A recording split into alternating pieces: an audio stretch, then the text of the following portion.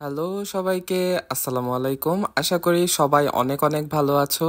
সবাইকে রামাদানুল মোবারক। ওয়েলকাম করছি আমার ব্লগ পেজ শেজাস লাইফস্টাইলে। পাশাপাশি ওয়েলকাম করছি আমার রামাদান রেসিপি সিরিজের নবম পর্বে। আজকে মূলত আমি শেয়ার করব আমার আম্মুর হাতের রান্না করা হালিমের একটা রেসিপি, আর সেটা হলো চিকেন হালিম। আমি জানি চিকেন হালিম বা হলো বিফ হালিম, যে কোনো ধরনের হালিম আমাদের সকলেরই অনেক পছন্দ, বিশেষ করে আমার তো অনেক পছন্দ। আমার ইফতারে যদি হালিম থাকে তাহলে আর কিছুই লাগে না। তো আজকে মূলত আম্মু চিকেন হালিমটা বানাবে। তো হালিম বানানোর জন্য আমরা মূলত রাঁধুনির যে রেডিমিক্স হালিমের যে প্যাকটা পাওয়া যায় সেটাই মূলত আজকে নিয়েছি।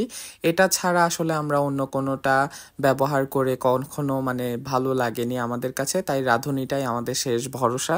তো যাই হোক, কথা বলতে বলতে আম্মু কিন্তু রেডিমিক্সের যে প্যাকেটটা পাওয়া যায় সেটা খুলে যে ডালের মিশ্রণটা পাওয়া যায় সেটাকে সুন্দর করে ভিজিয়ে রেখেছে পানি দিয়ে। তারপর এখানে আম্মু একটা প্যানের মধ্যে অল্প একটু তেল দিয়ে সেখানে বেরেস্তা ভেজে নিল। এটা মূলত ডেকোরেশনের জন্য আমাদের লাগবে। তো এখন মূলত শুরু হচ্ছে হালিমের আসল রেসিপিটা।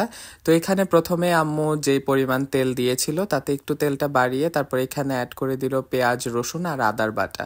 এটা মূলত একসাথে ব্লেন্ড করেছিল, তাই এটা সবগুলোকে একসাথেই দিয়ে দেওয়া হলো। তেলের মধ্যে এগুলোকে একটু হালকা ভেজে নিয়ে তারপর এখানে অ্যাড করে দেওয়া হলো সব ধরনের গুঁড়া মশলা। যেমন এখানে শুকনা মরিচের গুঁড়া দেওয়া হলো, অল্প পরিমাণে হলুদ দেওয়া হলো, সাথে দেওয়া হলো ধনিয়া আর জিরার গুঁড়া, তারপরে দেওয়া হলো স্বাদ মতো লবণ।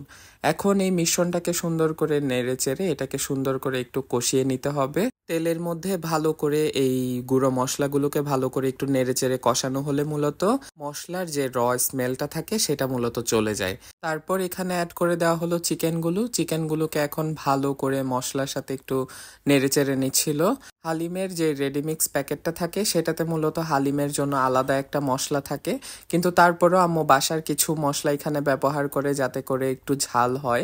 আমরা যেহেতু একটু ঝাল ঝাল খেতে পছন্দ করি। মুরগিটা একটু দেওয়ার পরে এখানে অল্প পরিমাণে পানি অ্যাড করা হলো যাতে করে মাংসটা একটু ভালোভাবে আসলে সেদ্ধ হয়ে যায়।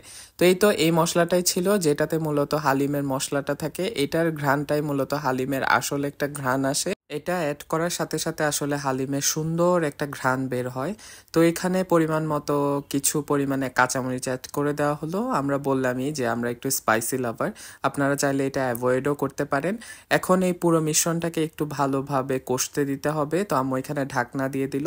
কিছুক্ষণ পরে ঢাকনাটা খুলে যখন মাংসটা একটু ভালো করে নরম হয়ে আসলো তখন মূলত এখানে ডালের যে মিশ্রণটাকে ভিজিয়ে রেখেছিল সেটাই মূলত অ্যাড করে দেওয়া হলো। এখানে ডালের যে মিশ্রণটা আছে এটা একটু দানাদার টাইপের। আপনারা যদি দানাদার খেতে চান তাহলে কিন্তু এটা এইভাবেই দিয়ে দিতে পারেন। আর যদি একটু মিহি খেতে চান বা একটু ঘন হালিম খেতে চান তাহলে কিন্তু এটাকে ব্লেন্ডও করে দিতে পারেন।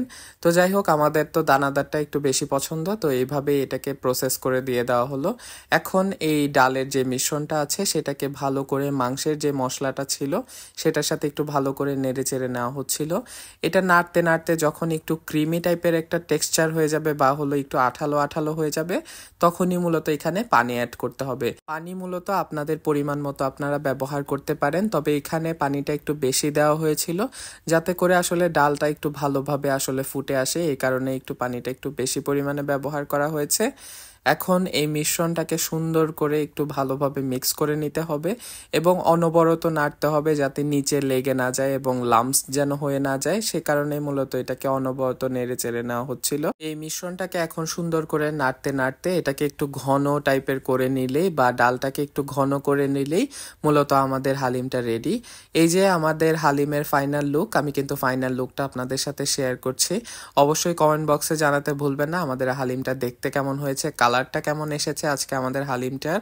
তো এই তো হালিমটা কিন্তু রেডি এখন সার্ভ করার জন্য।